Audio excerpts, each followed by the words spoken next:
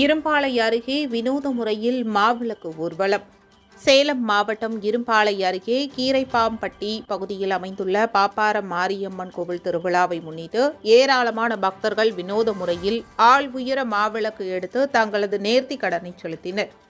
இத்திருக்கோவிலில் தை திருநாளில் கருநாளன்று பாப்பாரம் மாரியம்மன் கோவிலில் எருதாட்டம் நடைபெறுவது வழக்கம்.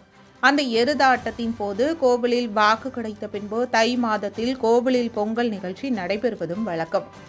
இவ்விழாவில் கீரப்பாப்பாம்பட்டி, ஓலைப்பட்டி, காட்டூர், புத்தூர் உள்ளிட்ட பகுதிகளிலிருந்து ஏராளமான பக்தர்கள் மாவிளக்கு ஆள் உயர மாவிளக்கு எடுத்து ஊர்வலமாக வருவதுண்டு.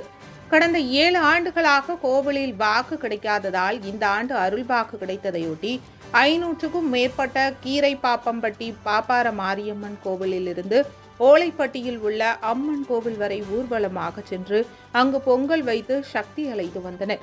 இதில் பக்தர்கள் மிகுந்த ஆர்வத்துடன் ஆள் உயர மாவிளக்கு எடுத்து வெகு விமர்சையாக ஊர்வலமாக வந்தனர்.